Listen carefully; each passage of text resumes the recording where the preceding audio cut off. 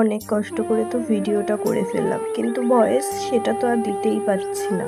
কারণ এই যে ভয়েসে তোমরা বুঝতেই পারছো, আর মুখ দেখে তো বুঝতেই পারছো আমার শরীরের অবস্থাটা কি। আমি কিন্তু আগের দিন ব্লগে তোমাদের শেয়ার করেছিলাম আমার কিন্তু ঠান্ডা লেগেছে, আর আজকে দেখছি আগের দিনের থেকে অতিরিক্তই খারাপ অবস্থা হয়ে গেছে। দেখো, একদিনের ঠান্ডা লাগায় আমার চোখগুলো কেমন ছোট হয়ে গেছে, আর নাক মুখ গালগুলো কেমন ফোলা ফোলা লাগছে। সেটা কিন্তু তোমরা আমার ভয়েসেই বুঝতে পারছো, কারণ আমার গলাটা কিন্তু একদমই এরকম না। ঠান্ডা লাগার ফলে আমার গলাটা কিন্তু আজ এরকম হয়ে গেছে।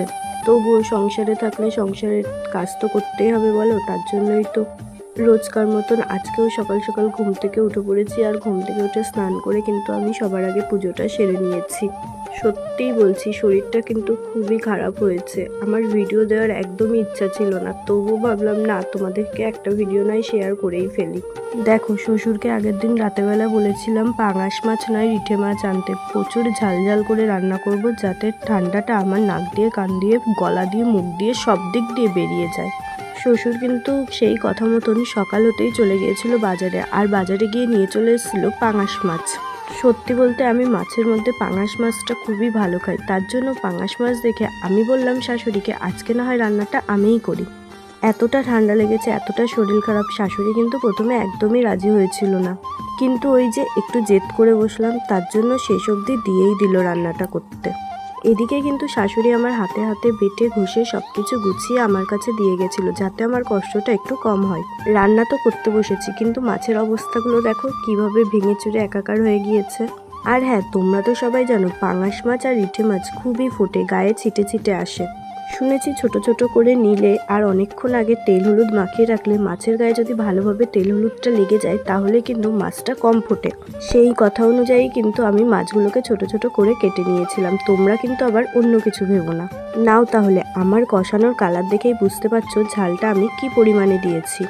আমি কিন্তু মাছটা রান্না করেই চলে এসেছিলাম। তারপর দেখো, শাশুড়ি আবার রান্না করতে বসে গিয়েছিল। দেখো আজকের মেনুতে কি কি ছিল। আজকের মেনুতে ছিল এই যে ভেন্ডি চচ্চড়ি, আর এই যে আগের দিনের ডালটা জ্বালিয়ে নাকি একটু শুকিয়ে ফেলেছিল। আর তারই পাশে ছিল চুনো মাছের ঝাল, একদম গুড়ি গুড়ি চুনো মাছকে ঝাল ঝাল করে রান্না করেছিল। আজকে কিন্তু সব তরকারি একদম ঝাল ঝাল করে হয়েছে, ওই যে আগেই বললাম যাতে ঠান্ডাটা ঝাল ঝাল হয়ে বেরিয়ে যায়। আর এইদিকে দেখো, পেঁয়াজ রসুন দিয়ে পাঙাশ মাছের তেল ভাজা করেছিল। আর এই যে আমি রান্না করেছিলাম পাঙাশ মাছটা। আচ্ছা, মাছের কালারটা কেমন হয়েছে? একদম মাংসের মতো না? মাছগুলো কিন্তু বেশিরভাগই ভেঙে গুঁড়ো গুঁড়ো হয়ে গিয়েছিল। আর এই দেখো, এদিকে পাঙাশ মাছ থেকে কিন্তু অতিরিক্ত পরিমাণে তেল বেরিয়ে এসেছিল। নাও, এবার না হয় একটু খাওয়া দাওয়া করে নিই। খাওয়া দাওয়া শেষে জানি না কেন আমার হাত কিন্তু খুবই জ্বালা পোড়া করছিল।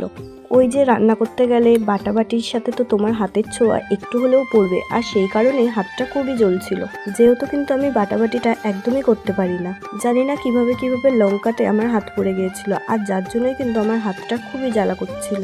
নাও, তারপরে তো আমি ঘুমিয়ে পড়েছিলাম। আবারও দেখো, ঘুম থেকে উঠে চোখ মুখের অবস্থাটা কি হয়ে যাচ্ছে। আর সব থেকে বিরক্ত লাগে কখন জানো? যখন একটা হাঁচি পাই কিন্তু হাঁচিটা ঠিক বেরিয়ে আসে না, তখন কিন্তু খুবই বিরক্ত লাগে।